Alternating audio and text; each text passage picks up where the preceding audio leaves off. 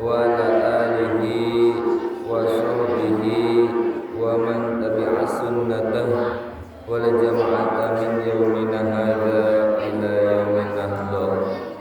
Rabbi shrah li sadri wa yassir li amri wahlul 'uqdatam min lisani yafqahu qawli. Ya Fattahu ya Alim, ya Fattahu ya Alim, ya Fattahu ya Alim. Alhamdulillahirabbil alamin.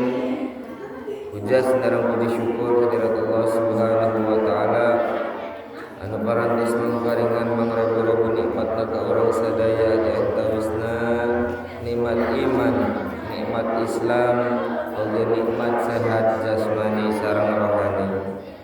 Nu kaduana salawat sinareng salam mugi tetep tercurah limpahkeun sareng urang sami-sami sanggakeun ka junjungan urang sadaya habibana wa nabiyana Nabi Muhammad sallallahu alaihi wasallam.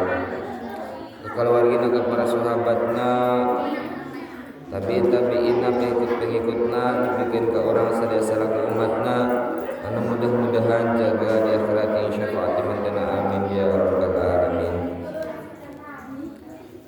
Sadayana anu hadir atanapi nu aya di rumah, alhamdulillah dina jeung ieu urang masih tiasa ngalaksanakeun kewajiban salat subuh.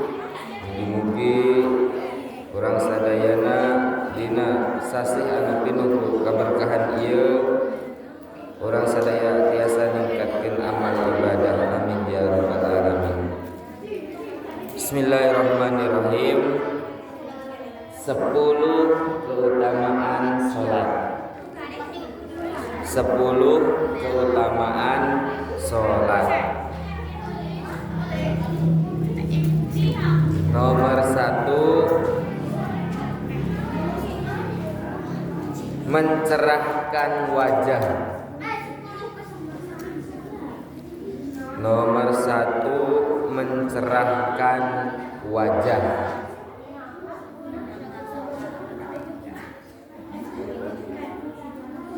Mau wajahnya cerah, laksanakan sholat. Laksanakan sholat. Benten jalmi anu istiqomah selalu melaksanakan ibadah sholat setidaknya 5 kali dalam sehari semalam, berarti dia 5 kali melaksanakan wudhu, membasuh muka dari mulai niat sampai membasuh kaki, maka itu bisa mencerahkan wajahnya secara dohir, bahkan secara batin, seolah-olah terpancar cahaya di wajahnya. Nomor 2, penerang hati. Penerang hati, hatinya menjadi terang. Penerang hati, hatinya menjadi terang, tidak gelap, tidak memiliki hati yang buruk, sehingga apa yang terlintas dalam hatinya, apa yang terpikirkan dalam pikirannya itu akan selalu kebaikan, karena hatinya terang, dijauhkan dari penyakit-penyakit hati, tidak mudah iri kepada orang lain, tidak mudah berprasangka buruk kepada orang lain. Yang ketiga,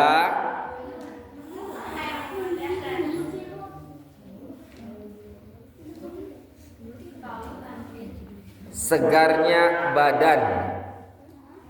segarnya badan. Segarnya badan.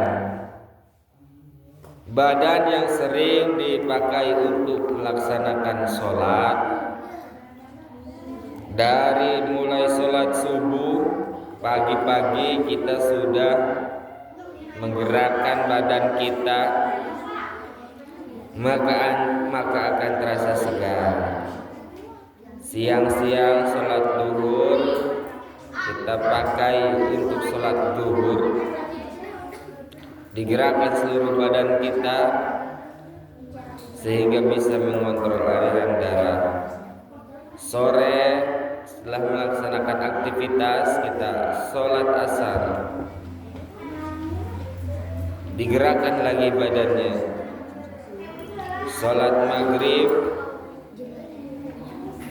memasuki waktu petang, kita gerakkan lagi badannya. Sampai sholat isya, sebelum tertidur mengistirahatkan badan, kita melaksanakan sholat isya. Maka minimal 5 kali kita menggerakkan seluruh anggota badan sehari semalam. Ini akan menjaga kesegaran badan. Nomor 4, teman dalam kubur. Nomor 4, teman dalam kubur. Nomor 4, teman dalam kubur. Teman dalam kubur. Kejaga di alam kubur eueuh sasaha. Di alam kubur eueuh sasaha. Tapi aya anu bakal ngabaturan urang nyaeta salat-salat yang pernah kita lakukan ketika di alam dunia. Itu akan menemani kita di alam kubur, sehingga tidak merasa kesepian, sehingga dijauhkan dari siksa kubur, sehingga kita tidak merasa kesepian karena kita ditemani dengan salat-salat yang pernah kita lakukan ketika di alam dunia. Nomor 5, turunnya rahmat. Turunnya rahmat. Turunnya rahmat. Rahmat. Lamun orang istiqomah melaksanakan kewajiban sholat 5 waktu, sholat fardu sehari semalam, Allah akan mudah memberikan rahmatnya, kasih sayangnya kepada kita.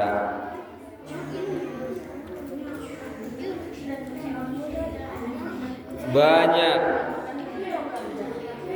orang yang menyangka bahwa rahmat itu harus berbentuk materi. Tidak. Orang yang melaksanakan sholat istiqomah, tidak pernah meninggalkannya, akan mendapatkan rahmat dari Allah. Mudah sekali mendapatkan rahmat dari Allah. Kasih sayang Allah akan mudah turun kepadanya. Dia akan merasa hidupnya lebih tenang, hidupnya lebih nyaman, gampang dan mudah menerima ketentuan yang sudah Allah berikan. Hatinya tenang, pikirannya tenang, karena ia yakin bahwa rahmat kasih sayangnya Allah adalah yang terbaik untuk dia. Nomor 6,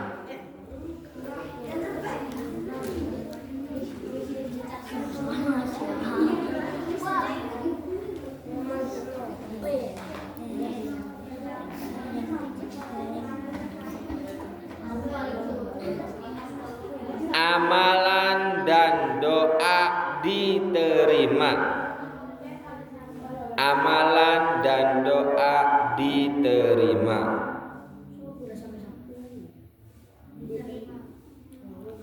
Amalan dan doa diterima.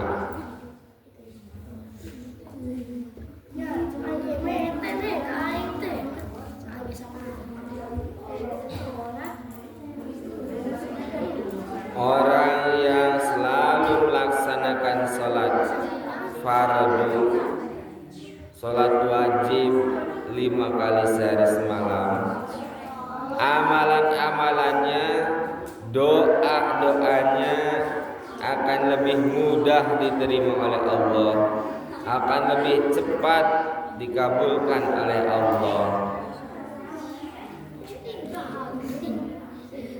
Sebab amalan-amalan lain yang selain sholat ini tergantung dengan amalan sholatnya.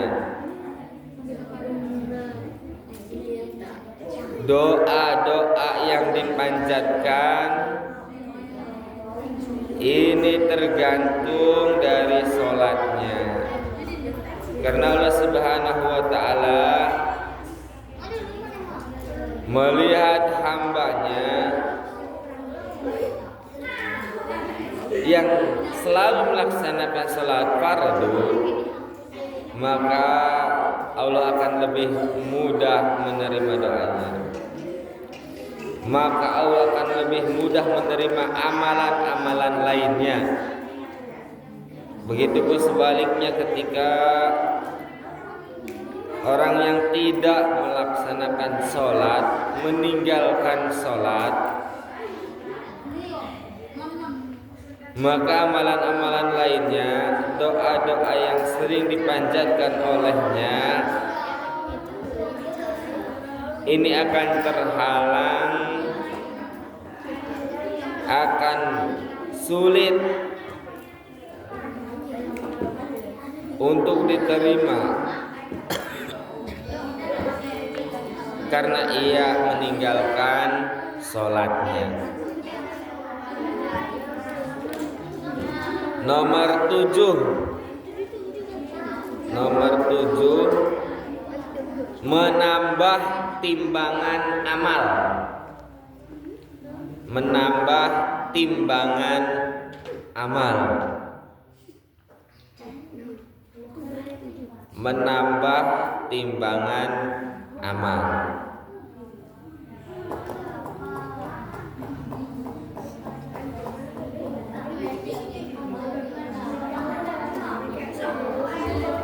Timbangan amal kelak di akhirat, orang-orang yang ahli sholat akan terasa berat karena amalan-amalan yang pertama kali ditimbang, yang diantaranya adalah amalan sholat. Maka ketika amalan sholat ini berat timbangannya karena sering dan istiqomah, tidak pernah meninggalkan sholat ketika di dunianya, maka ini menunjukkan bahwa orang tersebut akan mendapatkan keselamatan di akhirat. Begitupun sebaliknya, mun di alam dunia tarikus sholat, tinggalkan sholat, maka timbangan amal di akhiratnya akan terasa ringan, sehingga amalan-amalan dosa, amalan-amalan maksiatnya yang berat, maka ini menunjukkan orang tersebut akan mendapatkan kecelakaan. Maka amalan ibadah sholat ini pahalanya sangat besar, sehingga mampu memberatkan timbangan amal kebaikan di akhirat. Nomor 8, disenangi Allah. Disenangi Allah. Disenangi Allah.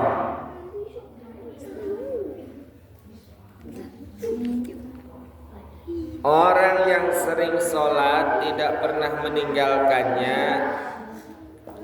sering menghadap Allah dengan sholatnya, sering berjumpa dengan Allah dengan melaksanakan sholat, maka Allah akan merasa senang dan ridho kepadanya.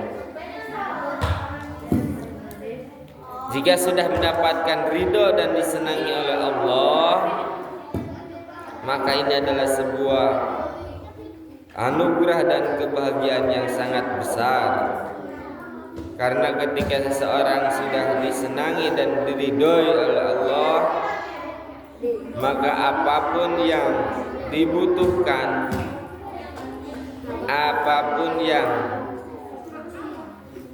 terbaik, maka Allah akan memberikannya. Ketika seseorang yang soleh, yang sudah diridhoi oleh Allah, yang disenangi oleh Allah karena sering berjumpa dengan sholatnya, maka hidupnya akan terasa lebih mudah. Hidupnya akan merasa tenang untuk menjalani setiap kebaikan-kebaikan. Yang nomor 9,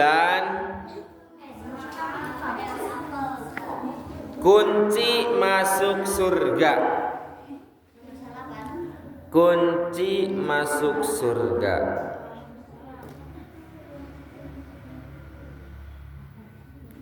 Kunci masuk surga.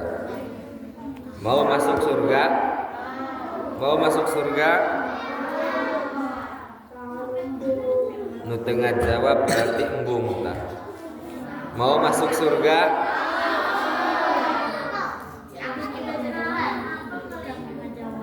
Laksanakan sholat. Laksanakan sholat.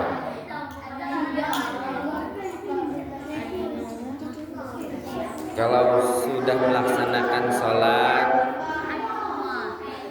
sholat fardu, sholat subuh sampai isya, maka kita sudah memegang kunci untuk bisa memasuki surganya Allah. Amin ya rabbal alamin. Nomor 10, mencegah masuk neraka. Nomor 10, mencegah masuk neraka.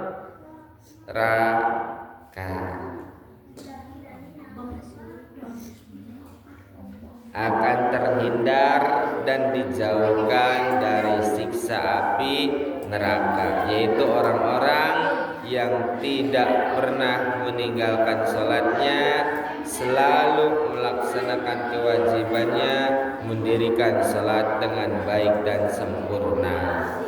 Sabab jalma anu melaksanakan sholat, maka ia seperti menegakkan agamanya. Dan barang siapa yang meninggalkan sholat, berarti dia meruntuhkan agamanya.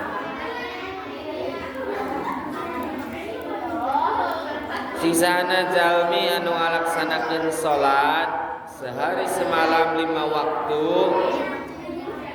maka dia akan mendapatkan cahaya dan petunjuk, yaitu selamat pada hari kiamat. Dan barang siapa yang tidak melaksanakan sholat, maka dia tidak akan memperoleh cahaya petunjuk dan tidak akan memperoleh keselamatan kelak di hari kiamat. Maka yang tidak melaksanakan sholat, anu osok ninggalkeun sholat, akan disatukan dengan orang-orang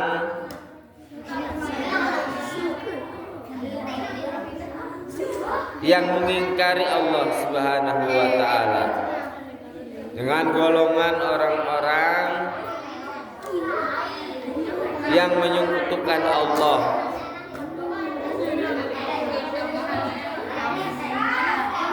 maka kita tidak mau di akhirat nanti termasuk ke dalam golongan orang-orang yang dimurkai Allah. Dari zaman dulu, zamannya Fir'aun, zamannya Qarun, dan orang-orang yang mengingkari Allah,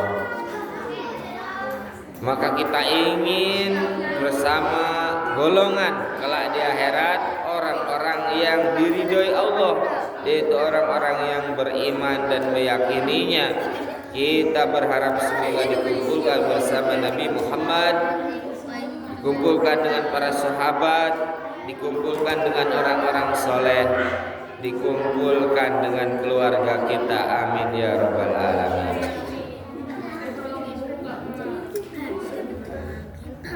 Sholat subuh berapa rakaat? Sholat subuh berapa rakaat? Tadi sholat subuh tadi. Sholat subuh tadi ya. Berapa rakaat? Sholat zuhur berapa rakaat? Sholat zuhur terkamari. Di mana? Sholat asar tuh. Sampai ngabuburit sholat sabaraha rakaat sholat asar. Sholat maghrib sabaraha rakaat? Di mana sholat maghribnya? Itu sholat isya. Sholat taraweh tuh di mana? Ajuk mana?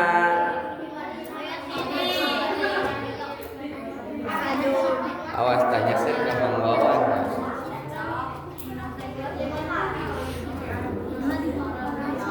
Laksanakan sholat fardu sehari semalam berarti berapa rakaat?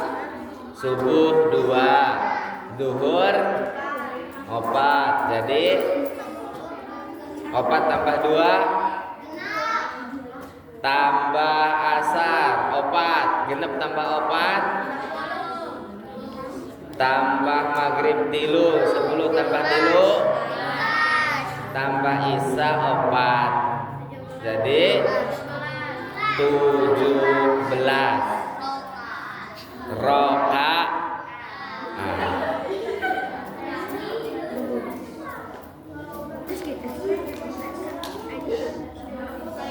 Apa niat salat subuh? Radia apa salat subuh niatna? Usolli farda subhi Rab ataini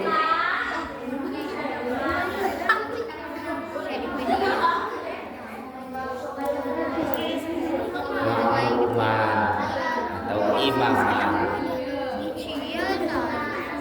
mustaqbilal qiblati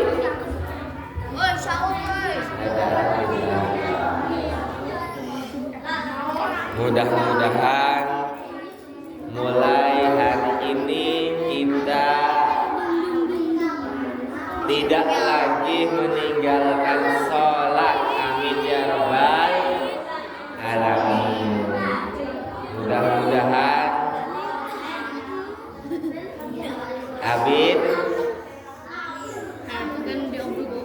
Abid sok sholat tarawih kapan saha imam nakeur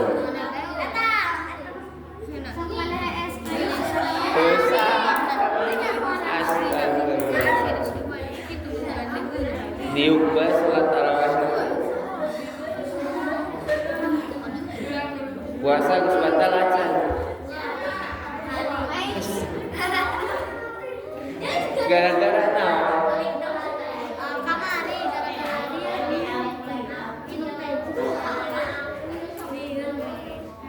Yang waras pengen teh pucuk. Mudah-mudahan aya manfaatna, cirang langkung ngalungkeun hapunten sageuna. Mulai taufiq wal hidayah wa ridwal inayah wa Assalamualaikum warahmatullahi wabarakatuh.